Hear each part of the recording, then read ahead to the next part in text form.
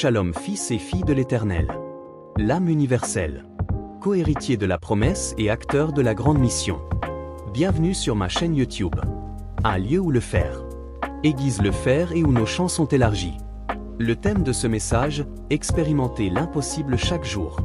Nos textes de base Matthieu chapitre 14 versets 13 à 21, Exode chapitre 4 versets 2 à 5 et Proverbes chapitre 24 versets 3 à 4. Fils de l'Éternel.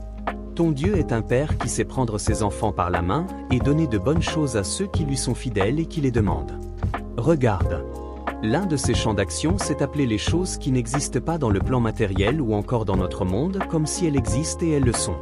Sache que la foi n'est pas aveugle ou ignorante appelée à l'existence un matériel ou un bien qui n'existe pas sur le plan matériel c'est 1. Se représenter d'abord l'objet de notre demande. 2. Manifester le désir ardent et croire que nous possédons déjà. 3. Se donner les moyens de posséder l'objet de notre requête. 4. Avoir un équivalent comme monnaie d'échange pour la conclusion de la transaction avec la nature. Bien-aimé, souviens-toi toujours, tout est possible à celui qui croit uniquement. Et pas le contraire.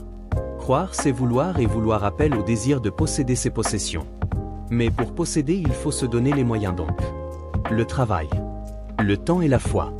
Dans le livre de Matthieu précité, je vais paraphraser, on voit Jésus qui multiplie du poisson et du pain. Mais avant, il demande d'abord ce qu'ils ont en réserve. C'est dire que Dieu ne multiplie pas sur la base du néant, c'est idem pour le cas de Moïse avec sa verge au buisson ardent.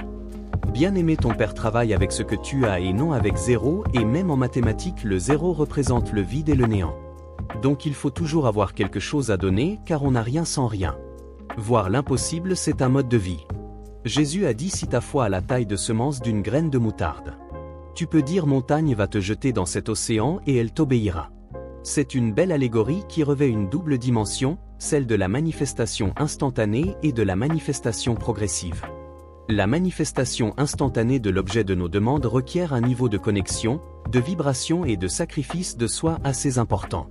Par contre, la manifestation progressive nécessite le respect du processus établi par le sage Shlomo, cité dans le Proverbe chapitre 24 versets 3 à 4 qui ressort 3 ingrédients essentiels pour l'accomplissement d'un vœu, la sagesse, l'intelligence et la connaissance. Chaque vertu a donc une partition à jouer pour l'accomplissement d'un vœu. Et les 3 devront être appliqués de manière concurrente pour obtenir un bon résultat. Abonne-toi, like et partage si la vidéo t'a édifié pour la suite de ce message.